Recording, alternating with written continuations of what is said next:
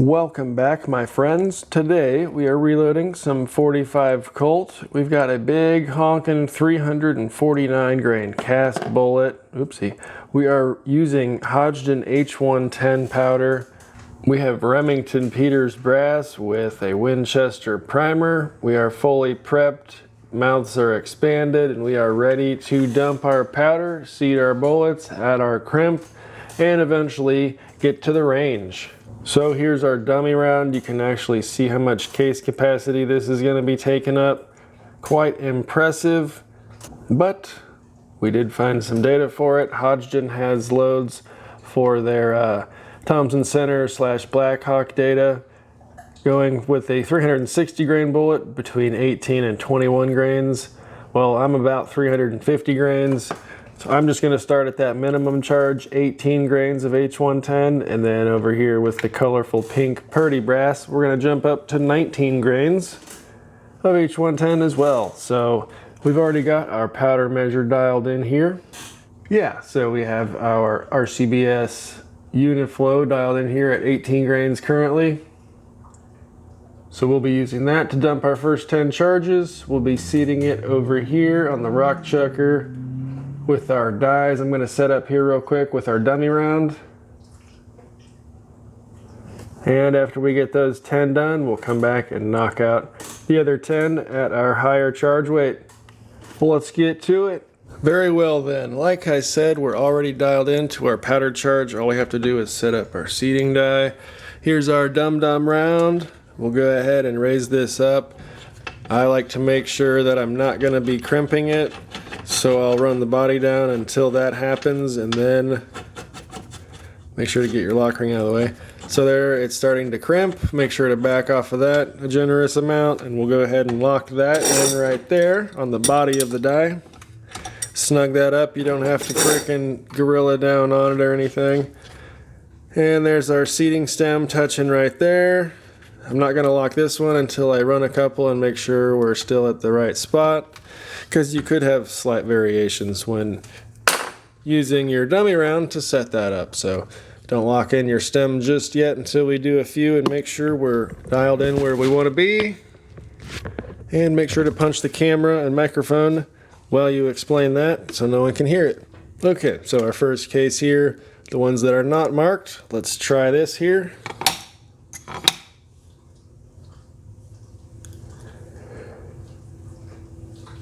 And there's our 18 grains of H110.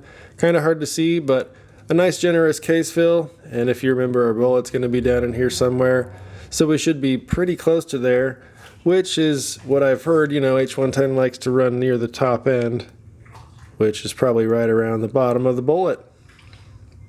So we'll go ahead and try and make sure that's squared away there. And we'll seat them nice and slow, maybe even give it a quarter turn. Make sure that that goes in nice and square. That's just mighty beautiful right there. And we just need to crimp those later on. So I'll get those out of the way there.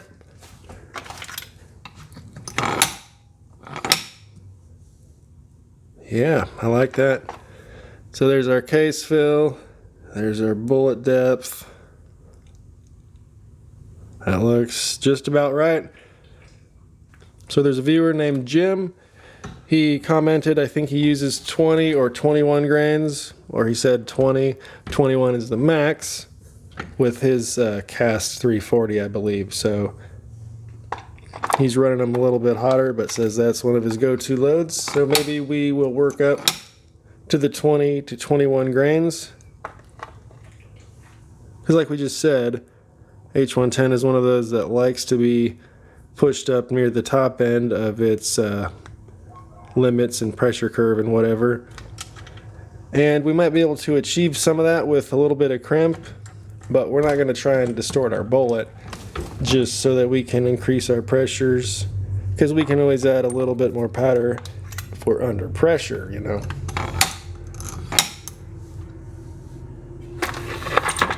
Here, let's get that a little closer there. All right. Yep, just making sure we're squared off. And this Harbor Freight powder coat, although they've been sized, my bullets here, it feels really thick, like it's kind of hard to sit into the case. Could just be me, but that was just an observation. Let's see if, let's seat this next one here. See if we have any shaken case capacity sounds left.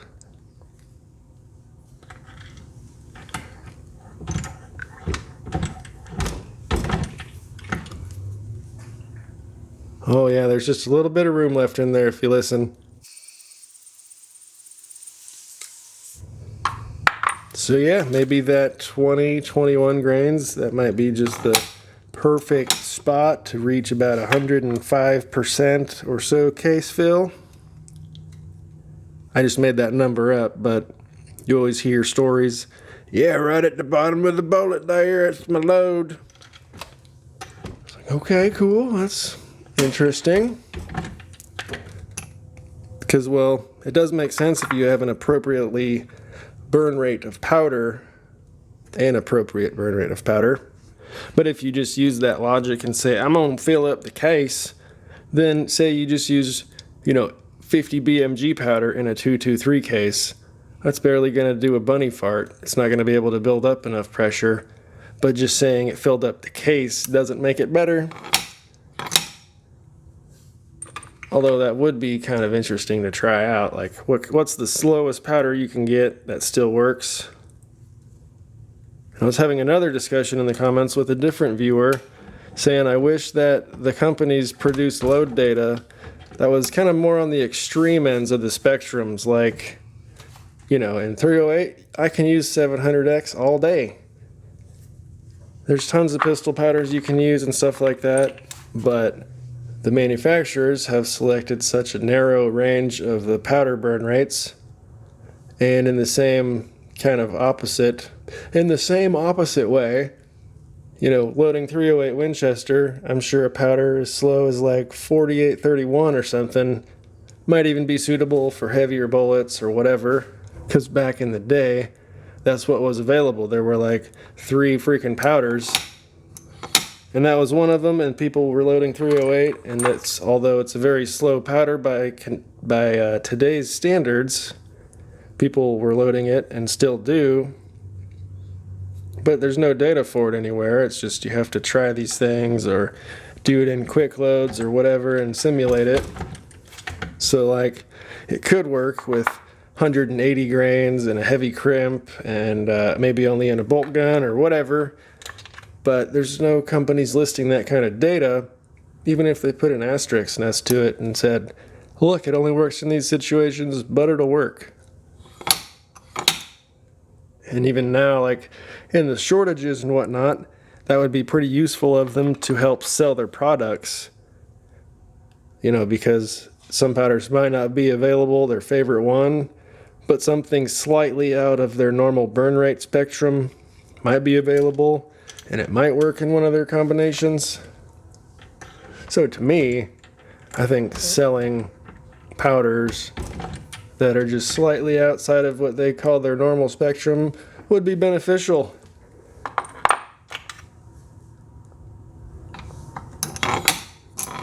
Anyways, that was a nice rant about that, but I think there should be more data for more powders for more uses than, Varga is really good for any bullet in 308. It's like, okay, well, what else can I use in 308? Well, you got Varga and you got 748 and you get BLC2. That's all you can use in 223. Those are the only powders you get. It's like, come on now, there's more choices than that. Anyways, we're moving up to 19 grains here. Let's adjust this and get to it. So when I was dialing this in, exactly one turn got me where I needed, so that was 3 grains, but anyways, a third of a turn should bump me up from 18 to 19. I'll probably be wrong, but let's give it a try. And I like to run it maybe 5 times just to settle it in.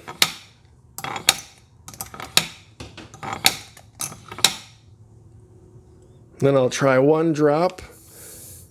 And then if that one looks good, I'll do a 10 throw average and see how that looks. So we're at 18.8. We just need to come up a little bit. I was pretty close there. Actually 18.9. Now it's going to probably be 19.1, but I think I can live with that. All right, we'll run it a few times to settle him. Settle him in. All right, dump this, and then we're going for measurements here, baby.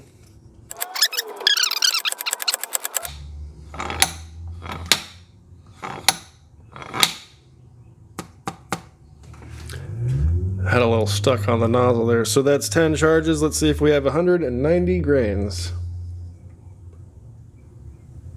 Ha! That was only 9 charges. Watch this. So like I said, we'll probably end up at 19.1, but that's about 19.2 there. It'll probably work for today's purposes because we're so far below the maximum data. So I'm just going to roll with that and put it in my notes as to what I'm actually using here. So let's get these other 10 weighed out here at our new charge of... Oh, that was a crappy throw. I'm going to redo that one. That didn't feel good. Okay. And I guess we'll take a look at our case fill, see how full we're getting. It actually looks quite significant there. We might be reaching the sweet spot, but we're still 2 grains under maximum, so I'm not worried about it.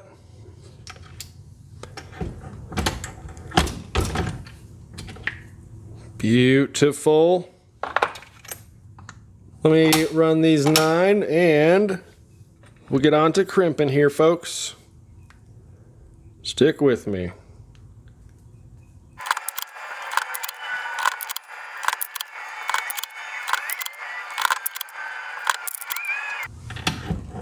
Last one there. Okay, beautiful.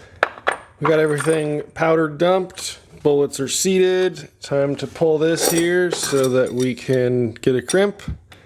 And then our rounds will be completed.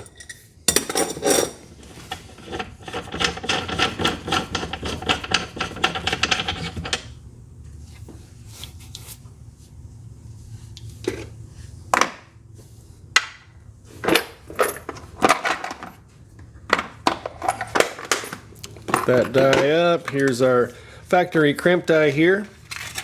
If you're unfamiliar with the Lee factory crimp dies, some of them have this nice carbide collet here, and that'll help uniform the body of your case, as well as this one will roll crimp. Some of them collet crimp around, and then some of them taper crimp as well. It just depends on your cartridge, but this one is the carbide ring with taper crimp, and it's pretty easy to set up. We just raise our ram, come down until we touch it. Should be pretty close. There's that. And then we're gonna hit our lock ring in the bottom, make sure that doesn't go anywhere. Drop that into the abyss. Got him. Got him. And then we'll just pull this up a bit because I don't know what setting we were at last. So anyways, here's our first case. We're gonna give that a shot. Felt a little resistance there, not too bad. So here we see we did close up that flaring from expanding the mouth to seat the bullet, but I do want to get a nice roll crimp into these because we're using this much slower burning magnum powder, H110, so we need it to reach that peak pressure before the bullet breaks the seal. So we're going to go ahead and crimp pretty heavily on these and rely on the crimp just a little bit to help with that initial pressure peak. Just a hair more, and then we'll move to another case. Try a few and make sure they're all good. That's looking pretty decent there. Plunks pretty evenly, although this huge bullet was a 458 diameter, so it's a little fat for this case. We did size it to 452, but if your cylinder's not 100% clean, sometimes it'll get stuck in there. Anyways, we should have sufficient crimp here. And yeah, like I said, these pretty much plunk in here, but our big fat bullets getting stuck. But they come right out. As soon as you fire them, I don't think we'll have to worry about anything. And also it would help if I cleaned out my cylinder. Like I said, we're probably running into some of those carbon rings, so on and so forth, and then you can see. But anyways, we will be able to chamber and fire these. So we'll go ahead and crimp the rest here. Yeah, once we fire them, use that little ejection rod piece of cake.